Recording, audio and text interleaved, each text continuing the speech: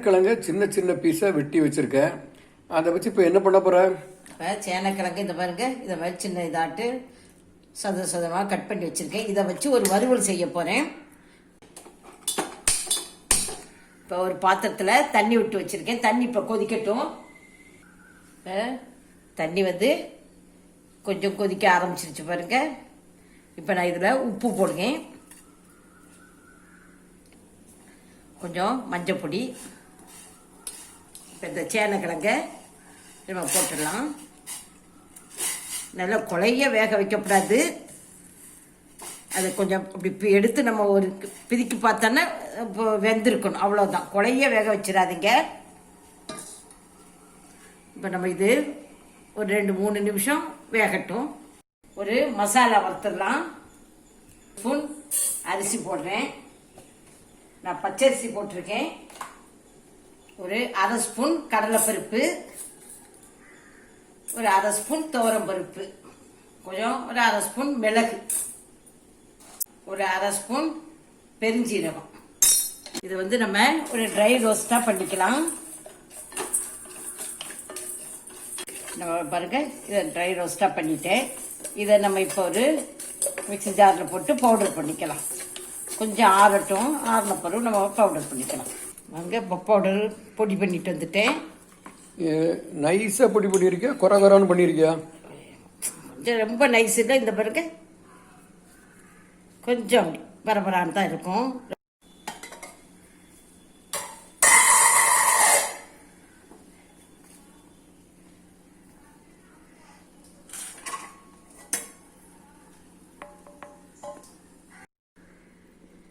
பார்த்தீங்களா, இப்படி நம்ம நசுக்கின இப்படி வரணும், ரொம்ப குழஞ்சிடக்கூடாது. இப்போ நமக்கு ஒரு பாத்திரத்தில் சேனக்கிழங்கு எடுத்து வச்சுக்கலாம். இப்போ நம்ம இதை பவுடர் பண்ணணும்ல, அதை போட்டுக்கலாம்.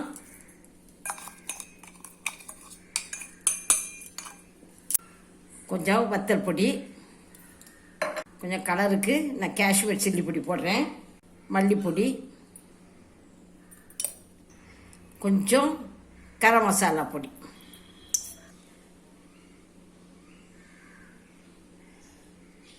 கொஞ்சம் புளித்தண்ணி விடுங்க கொஞ்சம்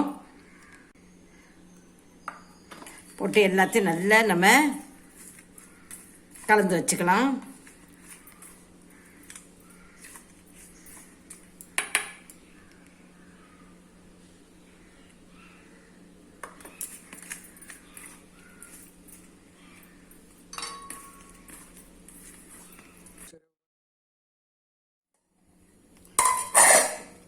பாருங்க, இது வந்து நான் ஒரு 10 நிமிஷம் அப்படியே ஊற வச்சுட்டேன். 10 நிமிஷம் போய் ஆயிடுச்சு. நான் சேலோ ஃப்ரை தான் பண்ணுவேன், நீங்கள் டீப் ஃப்ரை கூட பண்ணிக்கலாம். இப்போ எண்ணெய் விடுவேன். எண்ணெய் வந்து ஒரு 2 டேபிள் ஸ்பூன் விட்டுருக்கேன். கடுகு,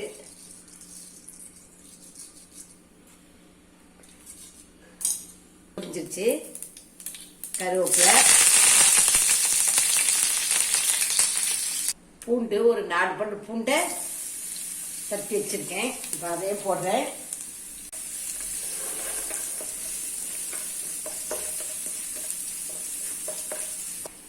இந்த சேனக்கிழங்க அப்படி போட்டுடலாம்.